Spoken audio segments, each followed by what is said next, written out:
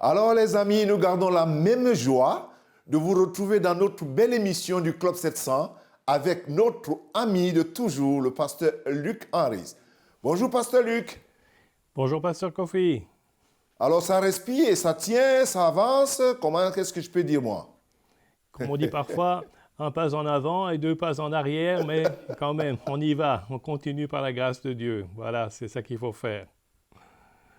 Tu sais, pasteur Luc, ici en Afrique, on dit, on pousse et on met la cale.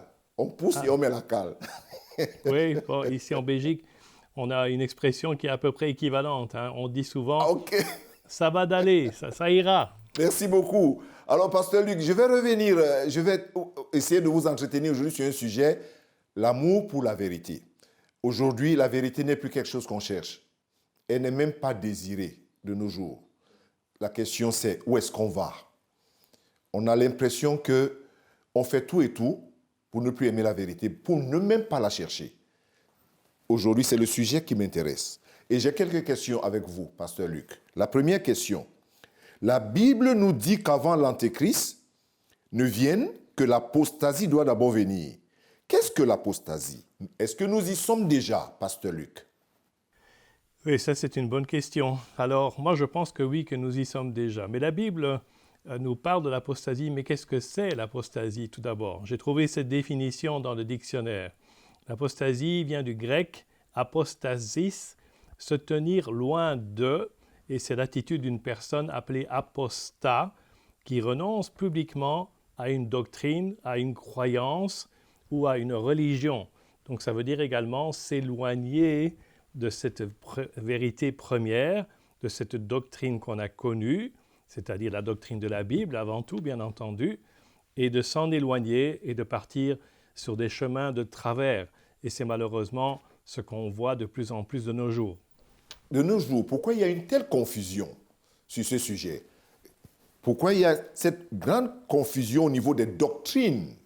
Pourquoi il y a cette grande confusion aujourd'hui, Oui, pasteur Luc? c'est sûr que, bon, on le voit qu'il y a aujourd'hui à peu près 45 000 dénominations dans le monde et on peut se poser la question, quelle est la bonne? Hein, ça, c'est une question importante. Mais je vais vous lire dans 2 Thessaloniciens, chapitre 2, versets 9 à 12, un passage très important. « La venue de cet impie se fera par la puissance de Satan, avec toutes sortes de miracles, des signes et des prodiges mensongers. » Donc, il faut faire attention. Ce n'est pas parce que quelqu'un fait des prodiges ou des miracles que ça veut dire qu'il est forcément de Dieu. « Et avec toutes les séductions de l'injustice pour ceux qui périssent, parce qu'ils n'ont pas accueilli l'amour de la vérité pour être sauvés.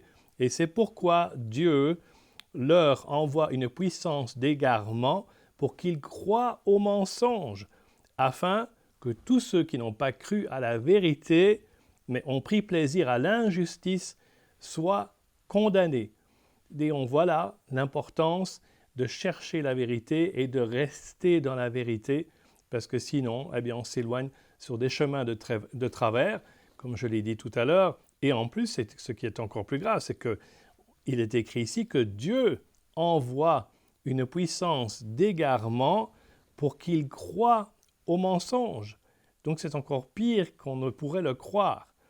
Parce que si notre cœur préfère un mensonge ou une demi-vérité, eh bien Dieu, il ne va pas seulement nous laisser faire, nous laisser nous éloigner de lui, mais on va peut-être en arriver au point où lui-même va nous donner cet esprit d'égarement. Donc, une puissance d'égarement, comme il est écrit ici dans ce texte.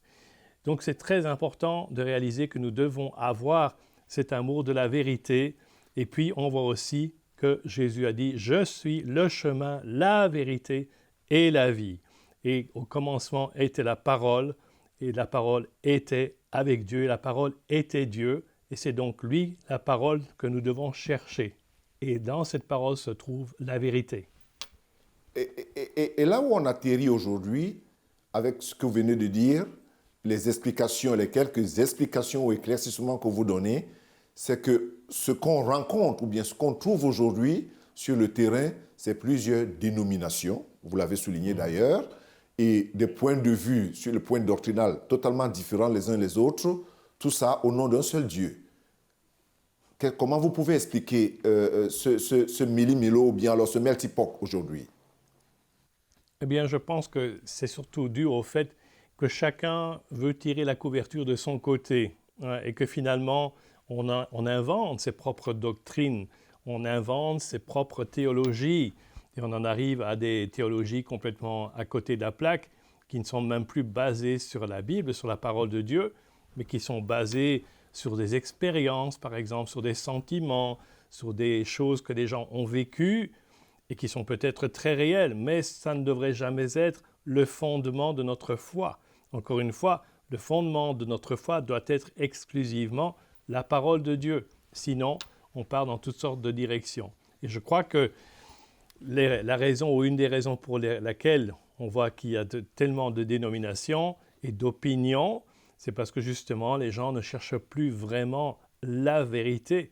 Ils ne cherchent plus Dieu lui-même, mais ils cherchent à se faire un nom, ils cherchent à se promouvoir ou promouvoir leur dénomination, leur église, leur façon de penser, au lieu de rester fidèles à la parole de Dieu.